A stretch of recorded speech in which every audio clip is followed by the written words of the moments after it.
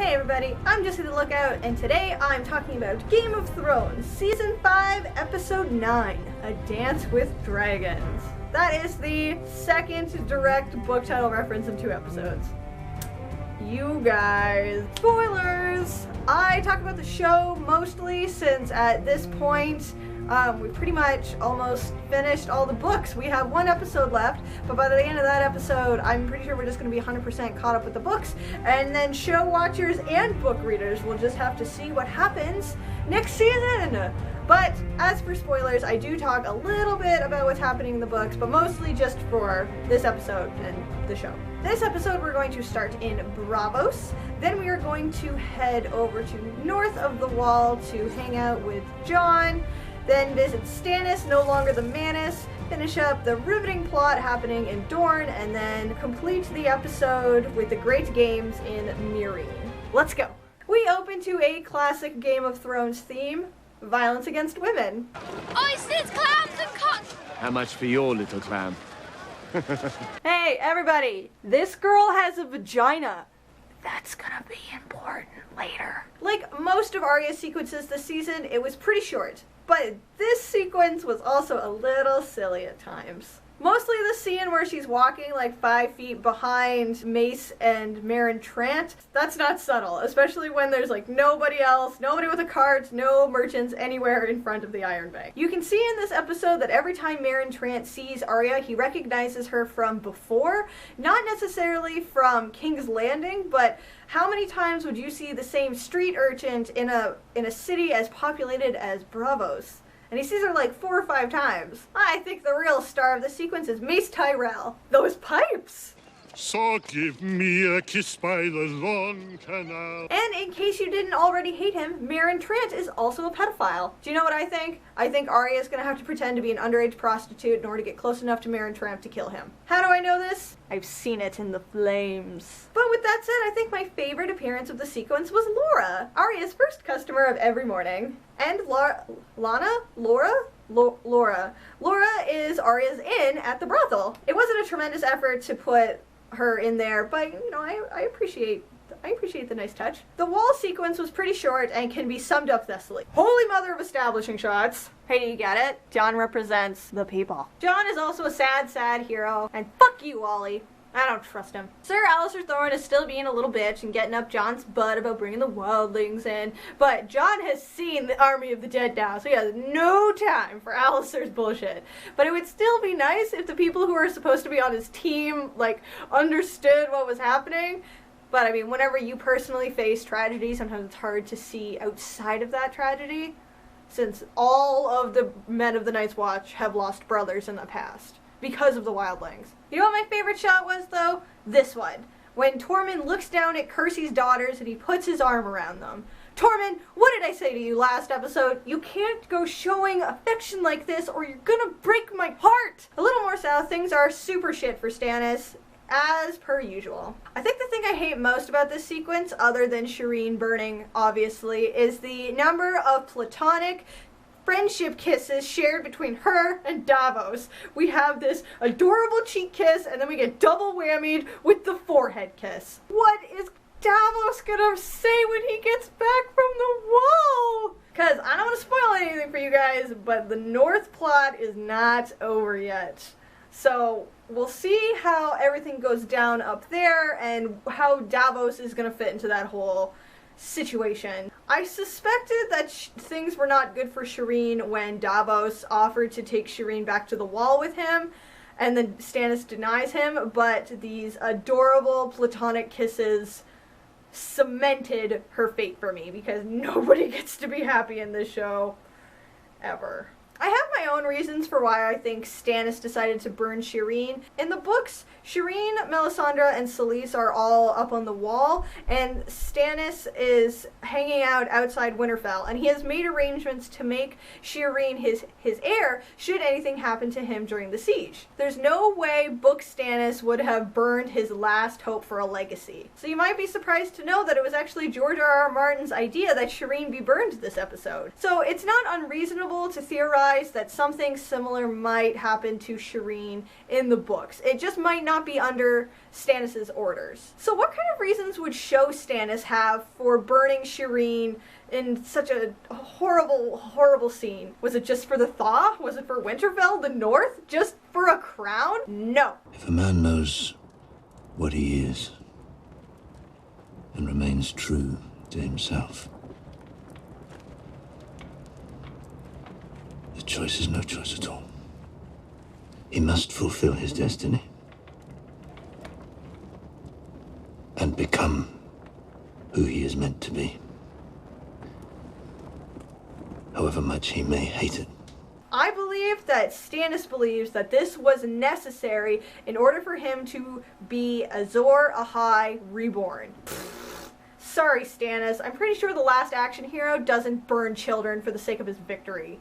He's supposed to be the savior of mankind. I feel like Stannis is going through a rebirth right now as things are kind of stripped away from him, but I don't think that's going to result in him being the prince that was promised.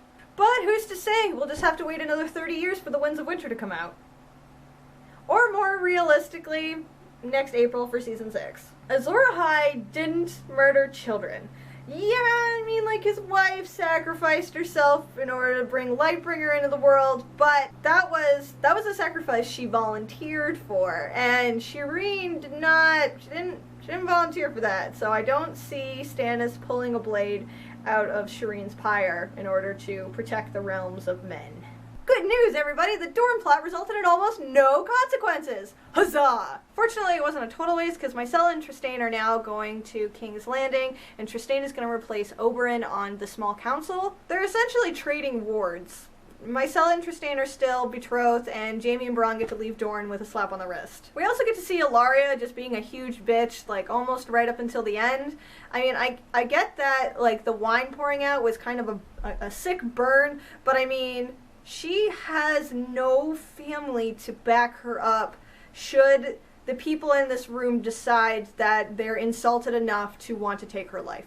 Like, she's a bastard, and while she was Oberyn's paramour, she has no claims or titles or anything that could protect her. And if she was anywhere else in the Seven Kingdoms, like, she would be killed for that kind of move.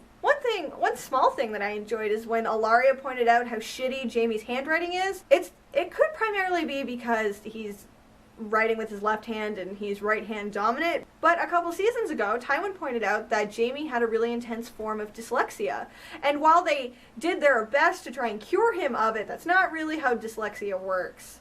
Especially with a case as bad as Jaime's. He probably still struggles with reading and writing. I'm sure doing it with his non-dominant hand isn't helping at all. A Reddit user made a post that I thought was very interesting, and I'll link it down below. It provided context for this sequence that I really appreciated. When Doran forces Ellaria to swear fealty to him, he says that he does not give third chances. And at first when I watched it, I thought he was only referring to Ellaria, that he was just threatening her. But immediately afterwards, Ellaria's like kind of chipper and a little bit more friendly towards Jaime. But there's another way to look at this. Doran's sister Elia went to King's Landing, and she was murdered by the Mountain on the orders of the Lannisters.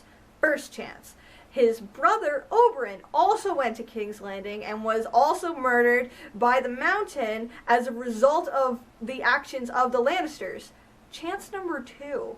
There's not gonna be a third chance. Unless you count Trystane, I guess. But I guess he's hoping that Trystane doesn't die.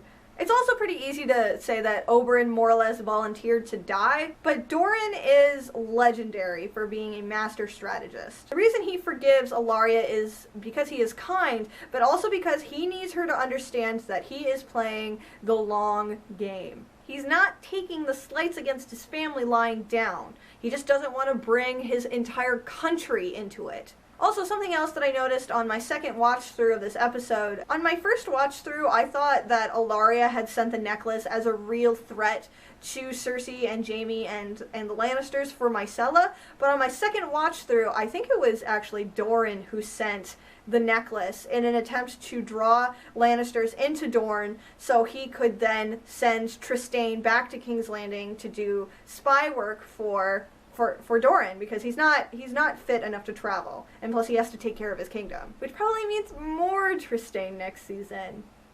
Yay. I'm hoping that the Doran sequences next year get more thought and better direction put into them, because it would be extremely disappointing if this is the best we get. And now finally we get to talk about the great games in Essos. Have you guys ever been watching something and then you get so overwhelmed that like feelings start to come out your eyes? Like, I'm not saying I cried, but my eyes did water a little bit. I got a little misty. As soon as Drogon showed up, I just started to get so overwhelmed and filled with feelings. This was good. I really enjoyed it. Granted, the CGI wasn't the super best or as good as I thought it could be, but I'm pretty sure most of their money went to Hardhome last episode anyway. And plus, this was almost exactly how I imagined it happening. Before we get there, though, let's start from the beginning of the sequence. Check it out. This harpy's face is fucked up. That's pretty cool. Histar has this super not subtle line when he sits down with Dany about how he had things to take care of. And when I heard this, I was like, okay, so the guy's the harpy. But then, everybody just leaves him there? Okay. Lowering Histar onto the ground here. The next time we see him when he's like convulsing, like he's definitely not dead. So, I don't know. I really hate to say this, but this background fight is like 5 times better than the Sand Snake sequence against Team Jaime. I did hear that apparently the snakes were trained separately all around the world, so maybe they didn't get a lot of practice like fighting together, but I mean, that's still really sad that these background sequences that aren't even like the primary selling point of this episode are just, there's just better. And that's kind of bums me out. I thought the section where Dario is like showing up to Daenerys was really funny. I mean, you've got like Histar here looking like he's about to pop a squat, and then Dany is just so turned on by this blatant display of power. There's also this sick burn. Has your experience ever involved any actual fighting? Yourself. Have you ever tried to kill another man who was trying to kill you?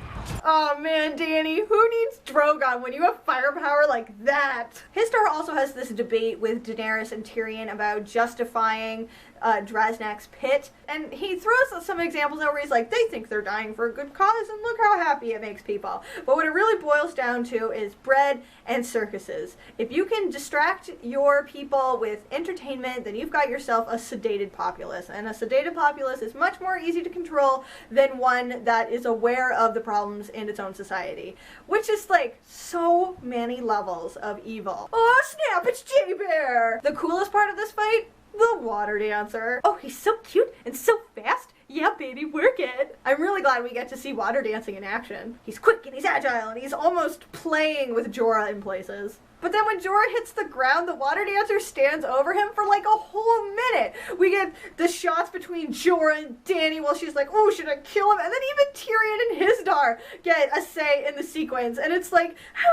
Just stab him. Anyone else would have just stabbed him. What is it with this show and their dramatic pauses? And now for our second shocking twist, the Sons of the Harpy are here! And they're killing former masters? Why? Is it because they're reformed or something? Is it because they're known supporters of Daenerys?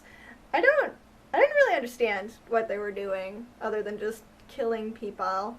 And I didn't get it. So if somebody can explain to me what they're doing, murdering all these people in the crowd, you can just leave a comment down below. Oh, my fangirl heart. Alright, so I know I've been pooping on Jorah for the last handful of episodes, but let's face it. Jorah is the embodiment of the House Mormont words. Here I stand. So while I'm not a huge fan of the nice guy thing he has going for him, I'm just really glad that he and Dany got to make up and be friends again. She definitely, absolutely doesn't love him, but he's dedicated to her, and he's clearly willing to die in order to protect her. And I just really like it when people are friends, okay? It's not very often in the show that people are able to resolve their differences without having to kill people. I mean, like, Jorah definitely had to kill people in the pits, and lots of people are dying in this sequence. But, you know, neither Jorah or Dany had to do anything particularly awful in order to make up and be pals again. I'm gonna take what I can get, guys. I also really enjoy this little moment between Tyrion and Missandei. Now, I'm not saying I ship it, but if the two of them were in more scenes together, I'd be into it. Plus, we haven't seen Grey Worm in like 6 episodes, so like, who cares? That ship is sailed now. It's gone. Grey Worm out, Tyrion in. Why are the Sons of the Harpy coming at them one at a time? I mean, you could argue that they're cowards, but then I would point out every action film where this happens ever. Unfortunately, Game of Thrones does not happen in a vacuum. I also really enjoyed this touching moment between Dany and Missandei where they accept their fates together because, you know, they're probably like best friends, maybe quite possibly lovers. And I'm not making that up just for my shipping heart. I mean, in the books, Dany has sex with her handmaidens like a lot because, you know, a girl has needs. So I could just go ahead and pretend that Dany and Missandei are totally a ship, and that's why they have this beautiful moment together right before Drogon shows up. Yeah, baby, dragon! Oh, shit. Oh, yeah. Yeah, baby. Yeah, fly, baby, fly! Well, I think it's safe to say that Tyrion is a believer now. All in all, I felt that this sequence was a little drawn out in places, with the constant cutting back and forth between the crowd and Daenerys and the crowd and the fight, and the crowd and Daenerys and the crowd and the dragons and the crowd and the Sons of the Harpy and the crowd. And you've got Jorah's 2 fake outs, and then you have them going to 2 different exits before getting stuck in the middle of the pit. But whatever. It was awesome! This whole thing was really cool. When I imagined it in the books, I pictured Drogon much bigger than he is in the show. But from how wounded he gets from spears, I'm hoping that he still has room to grow. I'm hoping he's still just an angsty teenage dragon and that we'll be able to see him even bigger in the future. By the time Dany goes to Westeros, I want like Balerion the Black Dread sized dragons. I mean, go big or go home. And that's the whole episode. Wow. Just wow. I think it's interesting the amount of people who were formerly on Team Stannis but decided to turn cloak and bail based on this episode, which is fair. I mean, if you're not in support of someone who's willing to burn children, like, that's cool. I mean, there are worse decisions to make in the world. But it's not like Stannis hasn't been a huge asshole up until this point. He murdered his brother using black magic. He burned his in-laws. He was willing to use black magic again to murder Robb, Joffrey, and Balin. Oh, does anyone even know who that is? Was that even a real spoiler? Everything he's done is to fulfill the prophecy of Azor Ahai reborn, but also to take his place on the Iron Throne. I don't think you get both. I don't think you get to be the hero that sacrifices everything for mankind and then also get your crown of gold. All in all, though, I'm really sad about Shireen, and I'm terrified that Arya is going to be hypersexualized in the next episode. But overall, I enjoyed this episode, you know? I thought the sequences with Shireen were very intense. That is a very good little actress. Alright, so let's go over who we're missing. We didn't get any King's Landing, which means no Cersei, no Tyrells, no High Sparrow, no Littlefinger, no Winterfell, so no Sansa, Theon, or Boltons. Not really, I mean, like, we had the Burning, but really no Boltons. No Varys, no Pirates, shockingly, and no Team Bran. Though I am hoping with fingers crossed that we're going to get a little bit of Bran in the finale. There is a little bit left of his story in the books, but I'm not really counting on it. Please let me know in the comments what you think is going to happen next week. I would love to know your theories. And that's it for this week. Thanks for joining me. If you enjoyed this video, please do me a favor and give it a thumbs up, and maybe consider sharing it with other people that you know who also enjoy Game of Thrones. If you want to see more of me, you can check me out on Twitter, Tumblr, Instagram, and Wenello. I really enjoyed going over this season with you guys, and I am super pumped for next week's finale. I have a prediction for what could happen, but I'm not gonna tell you guys. You'll just have to wait till next week. Thanks again for joining me, and I'll see you next week. Valor Morgulis.